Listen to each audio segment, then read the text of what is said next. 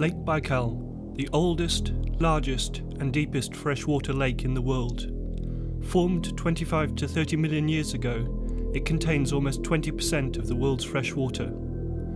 If you took all the rivers of the world, it would take them nearly 1 year to fill the lake.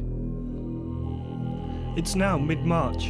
From the start of the year, the lake has been covered with a blanket of ice, which can easily be over 1 meter thick.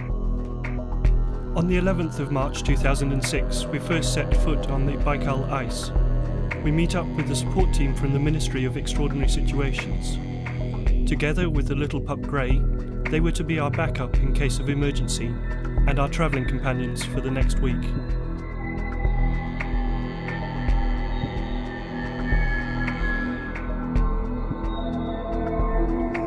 After having tried out the bikes previously in the snow, this is the first opportunity to test them out on ice. Cycling straight ahead is easy, and spike tyres give good grip. But sudden moves are guaranteed to make you fall. The first day is very cold, and so, with a strong wind in our back, the adventure begins.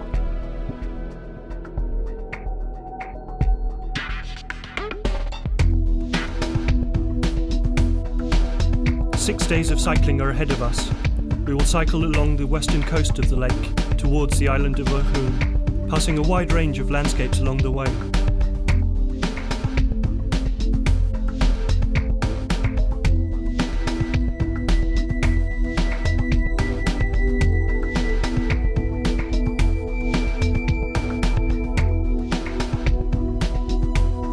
Snow covering the ice forces us to walk several parts, but luckily our bikes are light.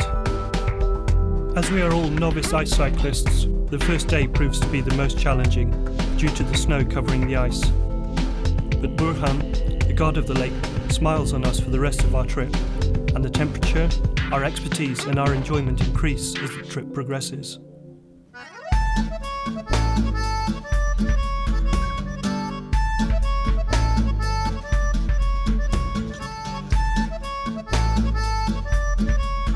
So we've just started our trip, we're having a fantastic time and absolutely brilliant weather, we're having a great time cycling, terrific bikes, and so ja, det är så jättekul.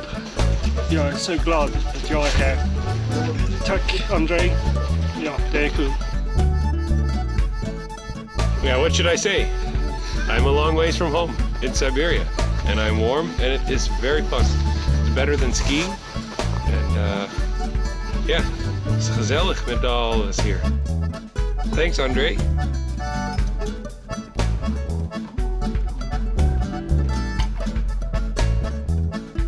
Yes, special thanks to the Ministry of Extraordinary Situations. Ja, ik heb wel vaker op ijs gestaan, maar nog nooit op zoveel als hier. En het is echt heel cool. Het is niet zo heel koud nog, maar het zal vannacht misschien wel wat kouder worden. En ja, de fietsen zijn geweldig, ze zijn heel lekker licht. En het fietst gewoon heel geweldig, alleen sneeuw is een beetje lastig om doorheen te komen. Maar ik vermaak me hier prima, het is echt heel cool.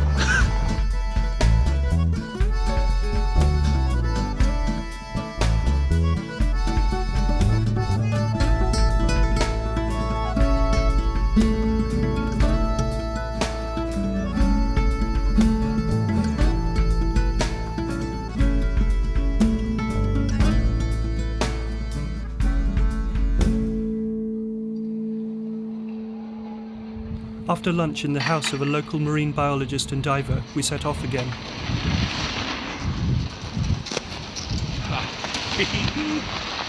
Daar, Goontje.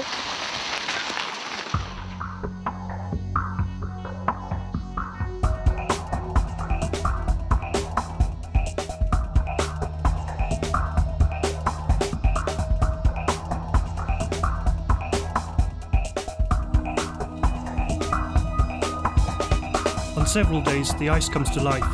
The fact that the ice is more active makes the trip even more exciting. It is magnificent to hear and see these cracks go underneath you. Crossing recent breaks in the ice sometimes requires careful manoeuvring to avoid a baptism. But it also provides us with the opportunity of a refreshing drink of pure, clear, Baikal water.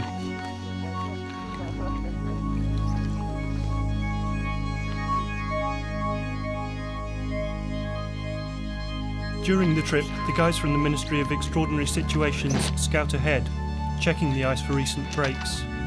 This year there have been more breaks than usual, but with their help we are able to navigate safely over the ice.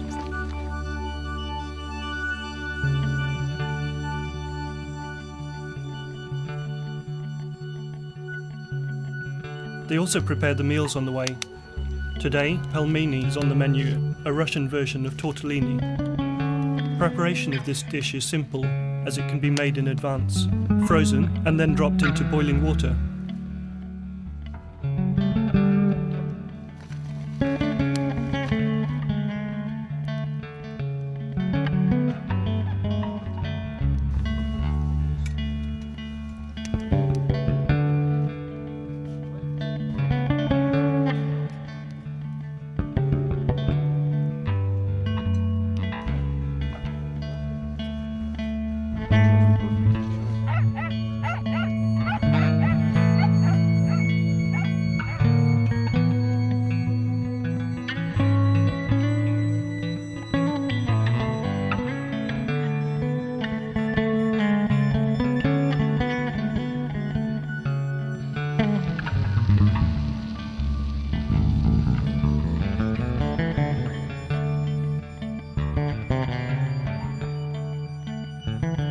At some points the ice is pushed against the coastline, resulting in a wide field of upstanding ice floes. To get to the coast we sometimes have to cross through these fields, which is a challenge in itself. But walking through these fields of upstanding ice, under a grey sky, with nothing but ice in front of you, is truly a unique experience. The vistas produced by the reflecting ice, meeting the rocky coastline, are magnificent. Cycling through this icy wilderness, we are struck by the silence and the beauty of this primal landscape.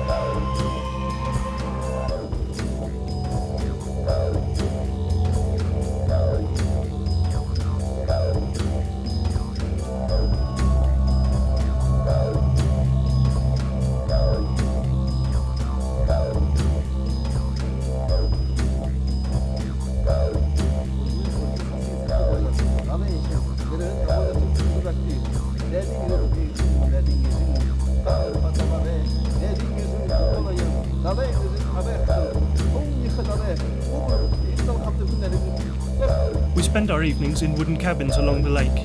The Baikal hospitality of individuals living along the route usually brings us a warm and comfortable place to bed down for the night. The meals are simple but effective. We spend the evenings listening to stories, telling jokes and toasting the lake with Siberian vodka.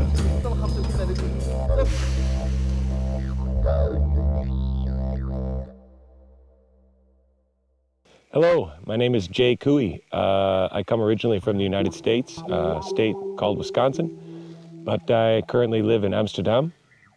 And I stand here on the sandy bay, Bishanda Bay, on Lake Baikal. It is early morning, very warm outside for Siberia. We are on our third day of the trip. We have cycled about 70 kilometers so far, not so far, but yesterday was 50, so it was a bit heavier because it was cold, so we are sweaty and then we stop and then sweaty and then stop, so it's hard to manage the cold with the hot, but the beauty makes you forget about everything. We will now cycle around the bay this way to the large chapel, but behind me you can see the small chapel, the name of this rock formation here. And We have been up all morning listening to the silence of Siberia, the silence of the location. It's very loud, and it's a Russian saying to say that the silence is loud here in Siberia. But the ice has been talking all morning because of the sunshine, and we are going to try and bike 70 kilometers today, so a bit farther than yesterday, but I think we are ready. We are now 2 days in, so our legs are warmed up. And what can I say? The beauty speaks for itself here. I don't think I've seen quite a place like this. We have winter at home, but not winter in this way. And I'm always amazed at what I see and experience.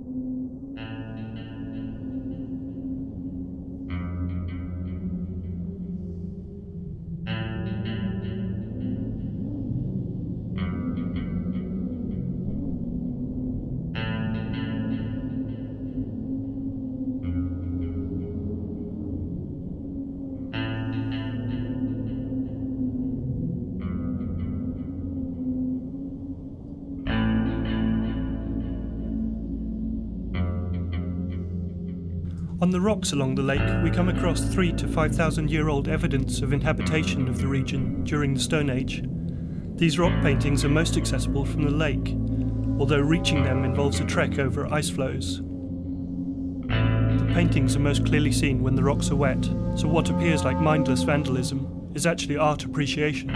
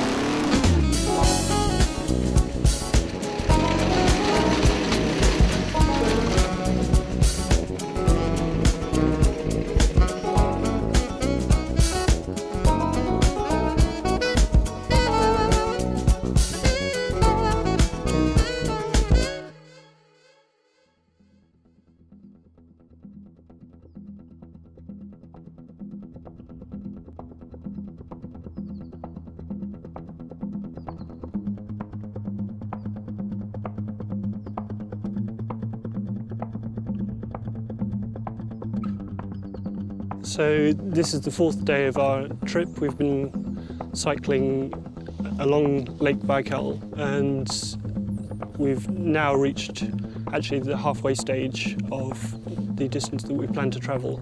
So we've cycled, I think, roughly about 140 kilometres and actually made better progress than we thought we were going to. On the first day when I was cycling, I was having a lot of trouble balancing the bike, and I was really wondering how I'd cope on the other days. Fortunately, as the time has progressed, then it's become easier. At the moment I'm having a little bit of difficulty cycling through the snow, but then it's getting more and more stable. So yesterday evening, the most tricky part was just as we came into the farmhouse area where we're staying, and actually we ended up going round the hill and a little bit further away from where we expected, and then we cycled down to the farm and were surprised to see that the light was already on. And then when we got in, we had electricity, and then this morning I saw just over here the farmer has solar power, a wind generator and a satellite dish, so it's right in the middle of nowhere, but he's got a lot of the modern conveniences. Yeah, so yesterday I had my first banya, which was a great experience, but now I realise why Russians regard a sauna as too cold.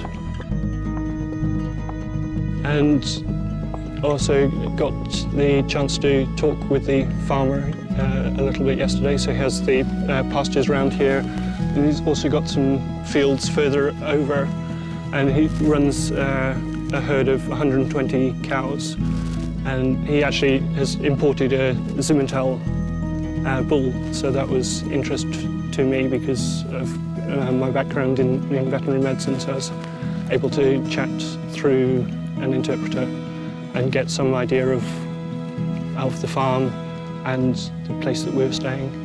So it's an incredibly beautiful area, and I'm just extremely glad to be here.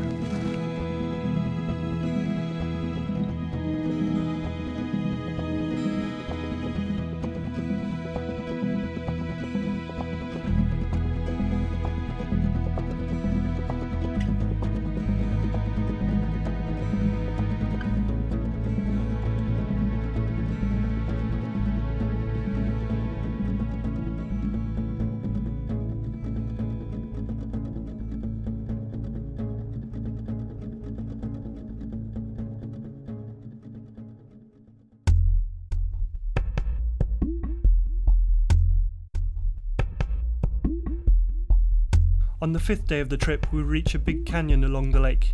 In this canyon, there is a place called Garnet Mountain, where a lot of these minerals can be found. The harsh environment means that the local population is declining in this area. Fortunately, for us on this day, the wind is mild and the sun shines. Water level. It goes, you see, there is a jump, yeah? Yeah. It jumps and it goes that way. Okay.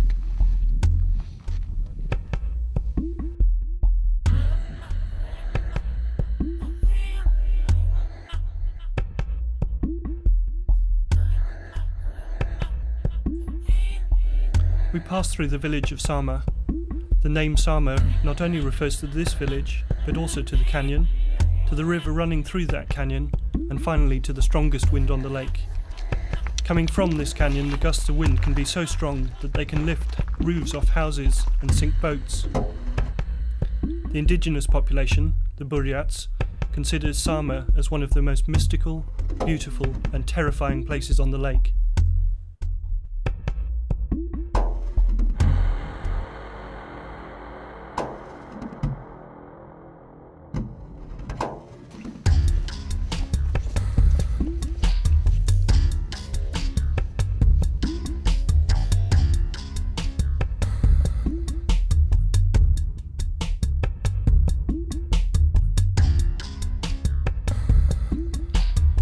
To atone for their sins, visitors to the Sama Canyon build small cairns.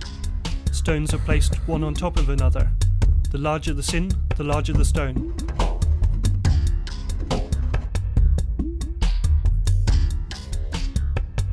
The Sama Canyon is a very holy place, so before entering it we need to make an offering to Burhan. Fortunately, a minimal offering of vodka yields maximal results. Offering too much vodka might get Burhan drunk, with disastrous consequences.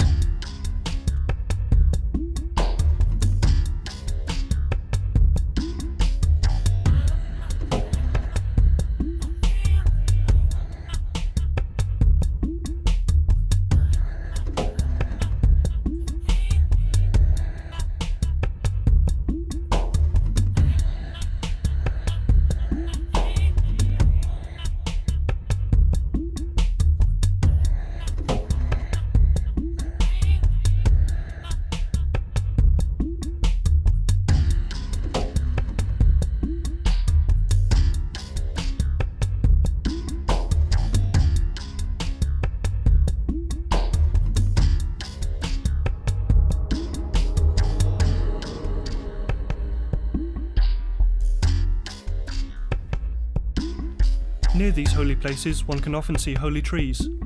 These trees are covered in strips of cloth. They are never removed, so some of them can stay on the tree for tens of years. Tying a piece of cloth around these trees is thought to bring you good luck.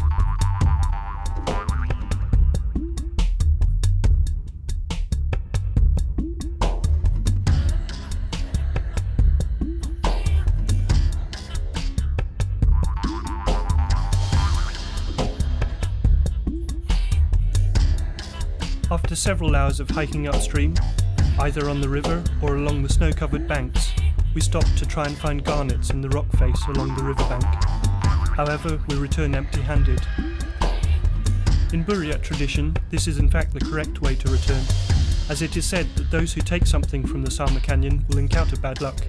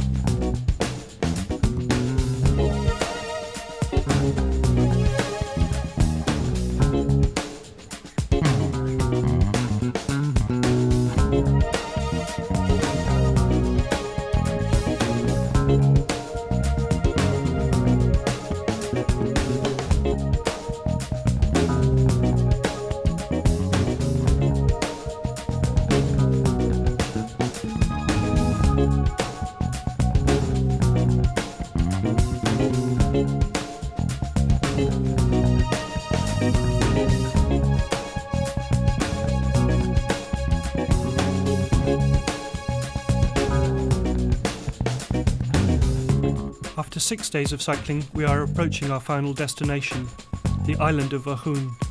This is the largest and most mysterious island on the lake. Along the shoreline, caves are filled with icicles, forming a magical sight.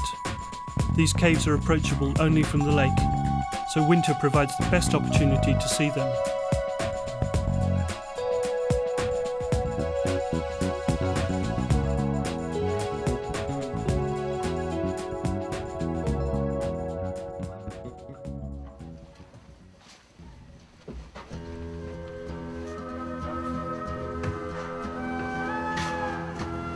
The local cuisine on Ohun is based mainly on fish from the lake. However, on special occasions, the Buryat make posi, a steam-cooked pastry filled with lamb. Fortunately, we get to taste these local specialities in a small restaurant on the island. Delicious!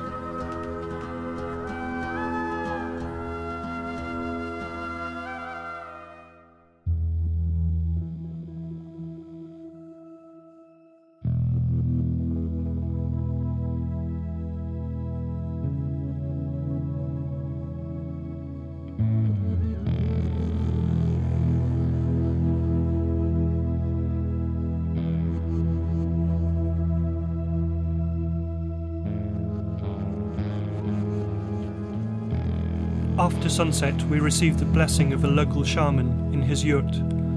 Shamans play an important role in Buryat culture, being a combination of actor, artist, cultural historian, and link to the spirit world. The ceremony is filled with symbolism. The round shape of the yurt represents the earth, and the 3 stones in the fire represent the bottom, middle, and upper worlds. This ceremony offers us a glimpse into the ancient religion of the region.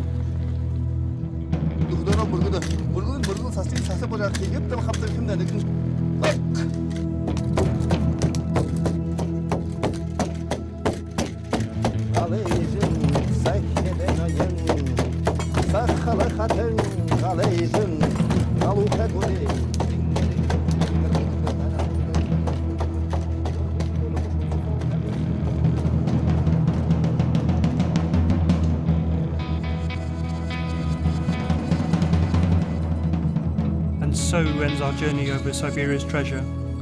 We go home filled with fond memories, but the lake will always stay there, filled with memories of her own. Baikal.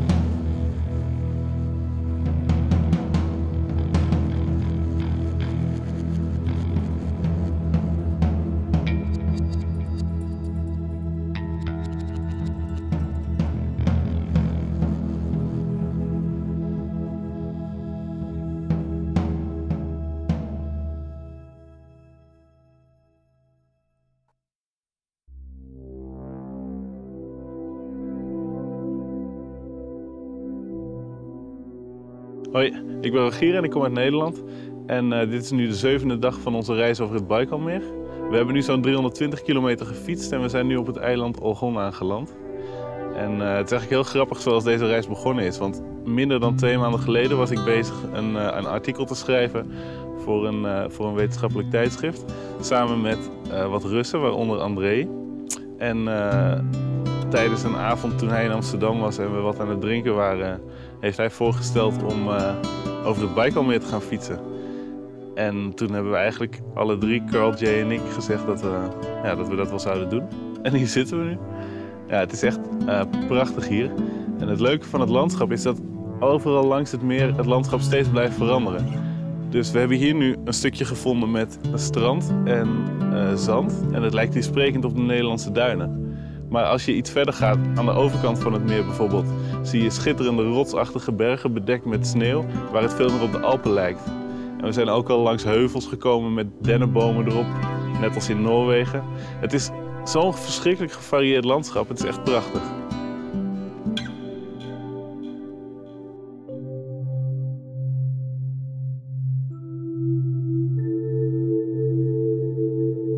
Apart from the humming of the studded tires on the ice and the occasional sound of the snowmobiles in the distance as they scout ahead, we enjoy the experience of near silence in this frozen wilderness.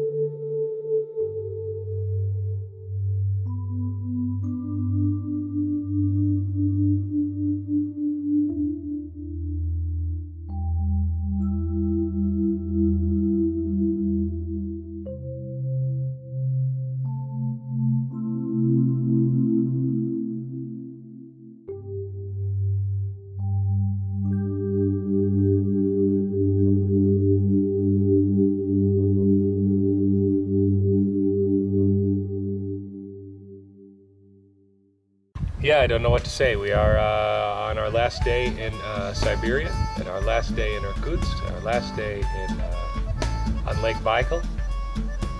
And it's still one of the most beautiful places I have ever seen with my own eyes. Guess you agree? Yeah.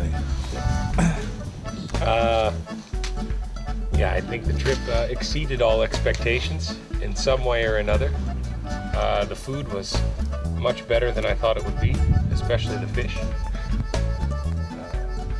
Yeah, it wasn't as heavy as I feared it might be. So it was well doable. The cycling and the weather, especially. I think we had great weather. Yeah, and I found I had a few new brothers. So yeah.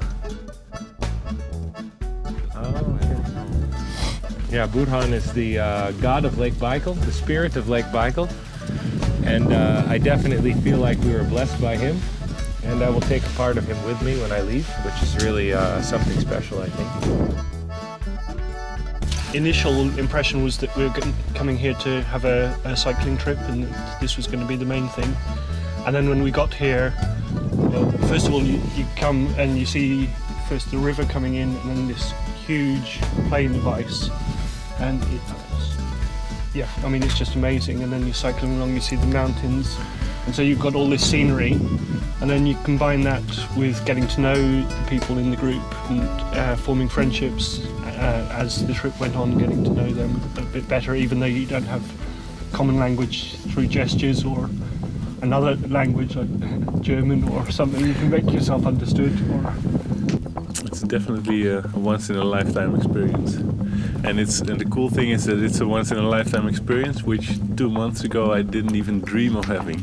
It's yeah, since we started planning, everything went so quickly, and now it's already over. That's kind of a pity. Yeah. But it's yeah, definitely something to remember. Yeah, I mean, it's definitely a place I'd love to visit again. Oh yeah, for sure. Yeah, I think especially, so now we know a bit what it's like in winter, spring time, but I think in summer it's probably completely different again, and that I think it would be very interesting to see that. A lot of it has to do with this guy back here who's not saying anything right now. Yeah.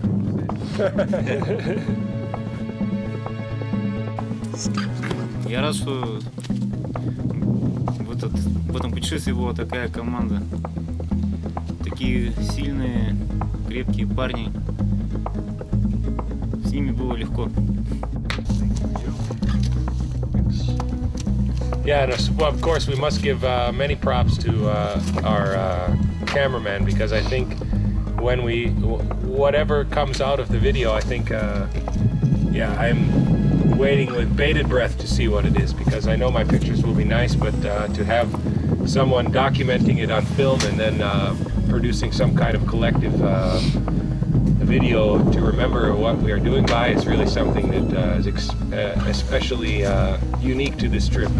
And one of the reasons why, again, I think I would come back for the simple fact that I know that Gleb will also be along. And, yeah, just watching him work was already really exciting, so I'm really happy.